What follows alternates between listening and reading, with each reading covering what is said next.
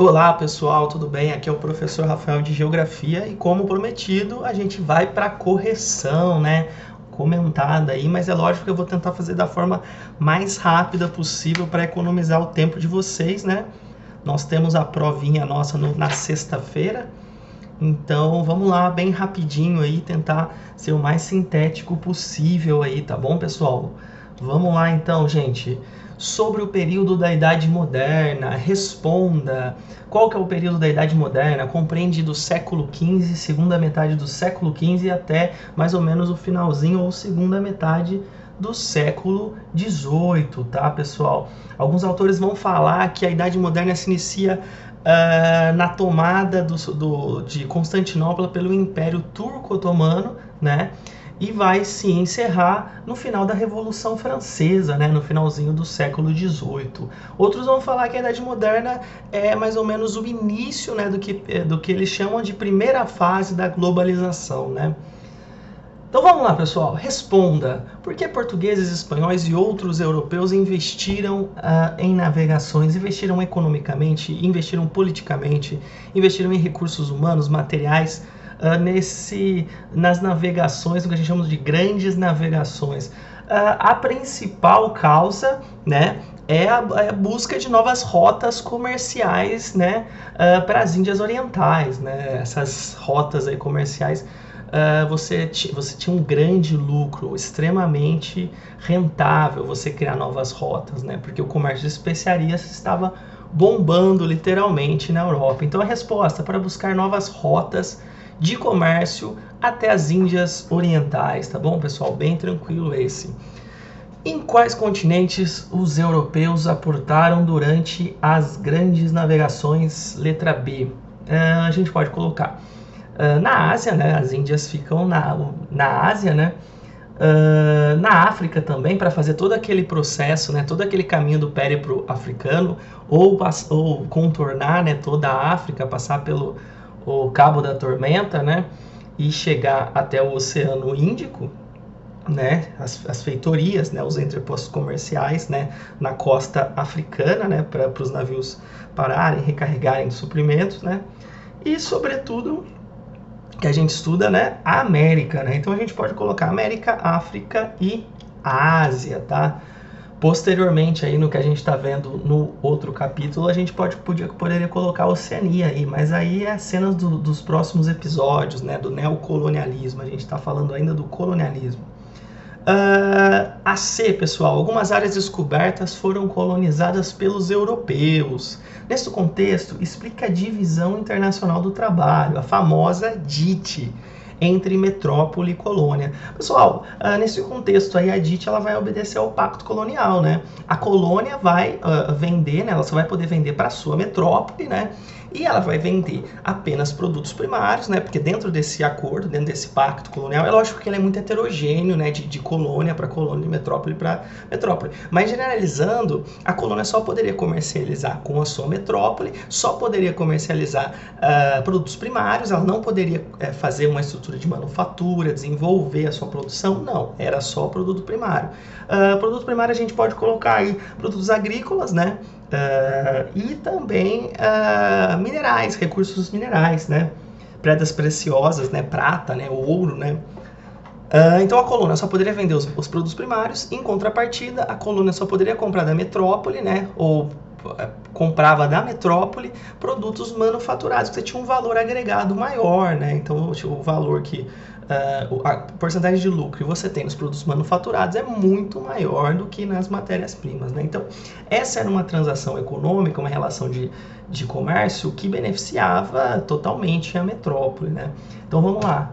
Resposta: as colônias forneciam minerais preciosos, metais e produtos agrícolas a preços baixos para a metrópole.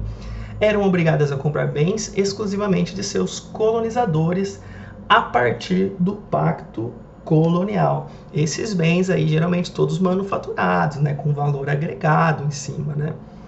Então vamos lá, pessoal, a próxima 2.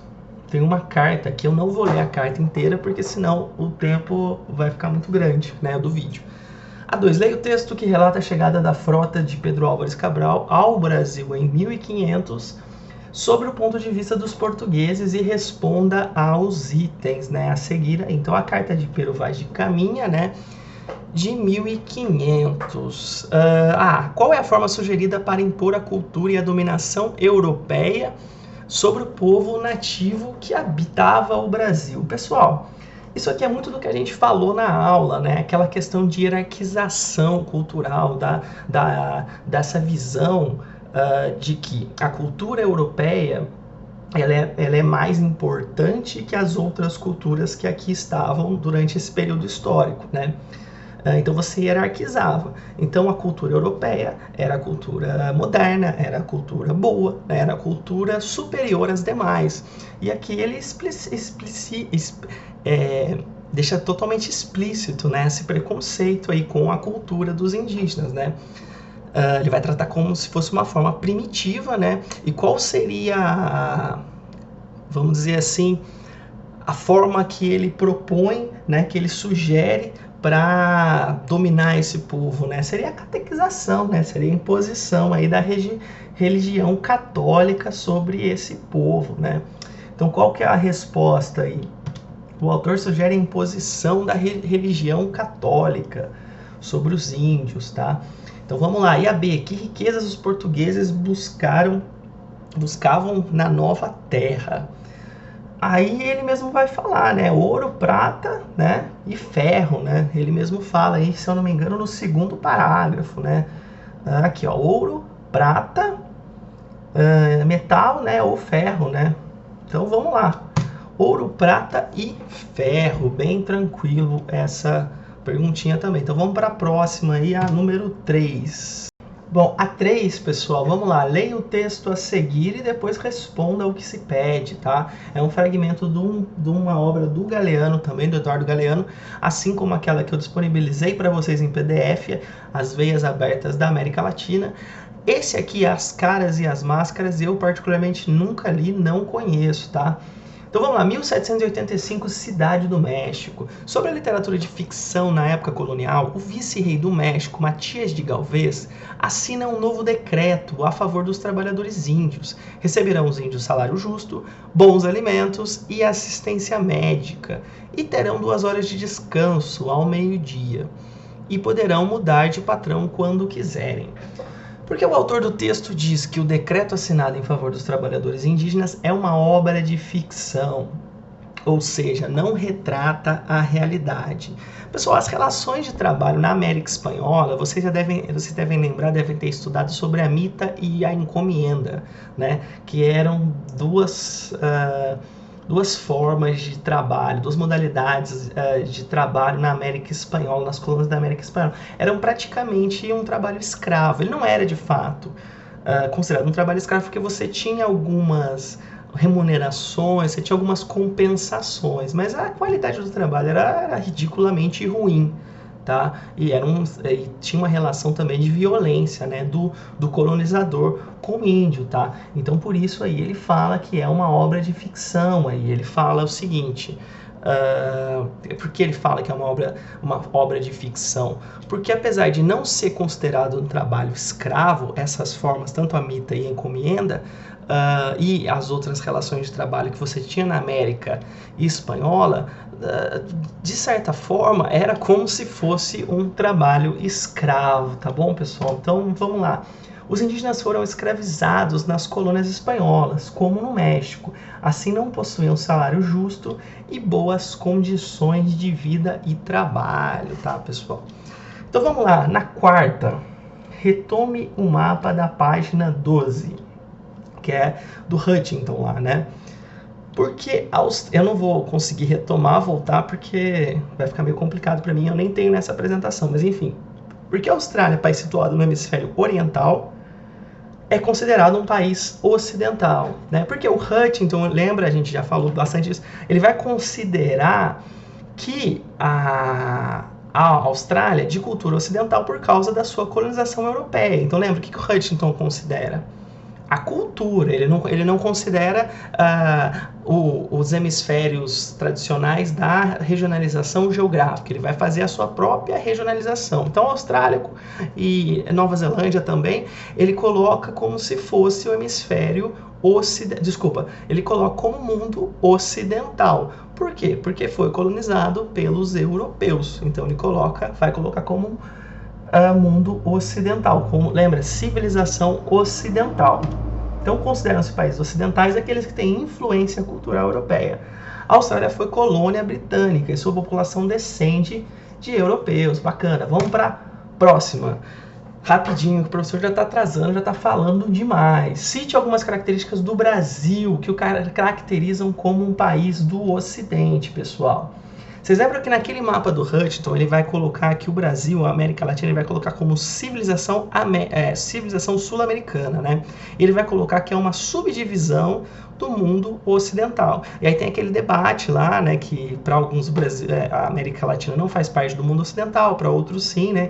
Então tem esse debate. Certamente, nos países desenvolvidos, na Europa e nos Estados Unidos, eles certamente não colocam a gente dentro do mundo ocidental. Mas aí é outra história. Então, o que a gente pode citar, hein, como característica aí, hein, pessoal? A língua, né? Nossa língua é português, né? Uma língua europeia, né?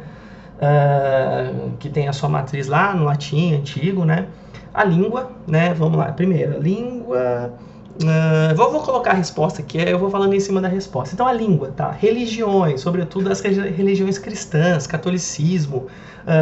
Eu citei o exemplo também do espiritismo, né? Que é uma influência kardecista, né? O espiritismo, quem fundou, né? Quem, pelo menos, criou toda a base ideológica, né? Teórica, foi o Allan Kardec, que é um francês, né? E como tem outras também, né? Literatura, nossa literatura tem muita influência, né, ocidental. Vocês vão ter literatura no ensino médio, vocês vão ver que vocês vão estudar muita coisa aí europeia, tá? A moda, eu tô colocando aí roupa, desde do cabelo, tá? Que a gente usa, né? Tem muita influência europeia também, né? Como de outros países, né? E o calendário, nosso calendário europeu, né? Nós poderíamos ter um calendário chinês, né?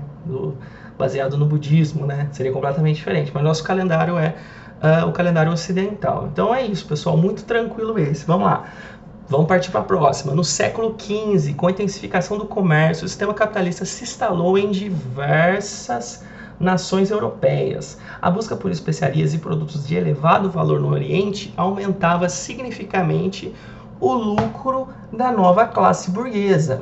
Essa fase do sistema capitalista ficou conhecido como o professor Rafael gosta de chamar de capitalismo comercial. A maior parte da literatura a gente encontra capitalismo comercial. Na apostila de vocês tá capitalismo mercantil. É a mesma coisa. Se você faz uma pesquisinha rápida no Google lá, vai estar lá, capitalismo comercial ou capitalismo mercantil, tá? Eu só fiquei um pouco incomodado porque eu não expliquei isso na aula. Alguém me perguntou, eu perguntei qual que é a primeira fase do capitalismo, e alguém falou assim, capitalismo mercantilista, né? Eu não lembro quem falou. Aí eu falei, não, é capitalismo comercial, mercantilismo é uma característica dentro dessa fase do capitalismo. O mercantilismo é um conjunto de práticas econômicas, vocês já devem ter estudado também em história, né, do metalismo, da balança comercial favorável, da relação com a colônia, né, compra barato e vende caro, né, mas eu não deixei isso muito claro, tá, na aula, tá, e depois eu fiquei com isso na cabeça. Então, pessoal, capitalismo comercial ou capitalismo mercantil, tá? Então, capitalismo mercantil ou capitalismo comercial, tá? Então, a gente já coloca aí, ó, capitalismo mercantil. Capitalismo industrial é a segunda fase. Capitalismo financeiro é a terceira. Capitalismo liberal não existe. Capitalismo informacional, quer dizer, não existe, né? São características aí que estão em outras fases do capitalismo, liberalismo, neoliberalismo, né?